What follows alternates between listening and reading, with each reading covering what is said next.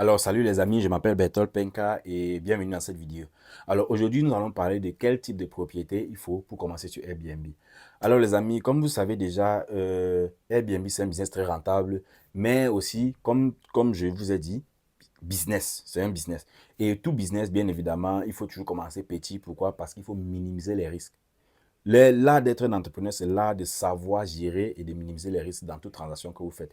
Alors, l'idéal, qui est ce que moi-même j'ai fait et ce que j'enseigne et je conseille à mes amis, c'est de commencer petit. Commencer petit, ça veut dire si vous pouvez commencer avec une chambre ou alors un studio, c'est mieux. Pourquoi? Parce que s'il y a un problème ou bien si vous ne réussissez pas à générer suffisamment de trafic pour avoir suffisamment de clients dans votre propriété, bah, vous n'aurez pas dépensé trop d'argent. Imaginez un peu que vous prenez peut-être un loyer, une maison avec un loyer de 3 millions, avec une piscine et tout, qui va peut-être vous donner un retour sur investissement de peut-être, on va dire, vous mettez 3 millions de loyer et vous sortez là avec 5 millions ou 6 millions chaque mois.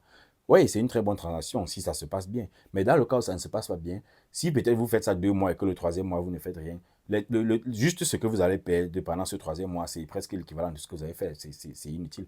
Par contre, si vous avez un studio que vous louez peut-être à 80 000 et que ce studio vous donne 300 000 à la fin du mois, bah, je pense que même si à la fin, vous gagnez beaucoup plus en prenant l'appartement, je pense qu'avec un studio, vous avez le moins la possibilité d'apprendre le business, d'être sûr de ce que vous faites et de minimiser les risques. Une fois que vous avez testé le business et vous êtes convaincu que le business marche et vous avez compris tout ce qu'il faut et que vous savez que peu importe ce qui se passe, vous avez la capacité de bien gérer les choses, à ce moment-là, maintenant, vous pouvez prendre une grande maison. Mais franchement, et comme je dis toujours, pour un début, commencez petit. Donc moi, mon conseil pour tous ceux qui veulent se lancer sur Airbnb, c'est de commencer petit. Commencez soit avec une chambre ou alors avec un studio.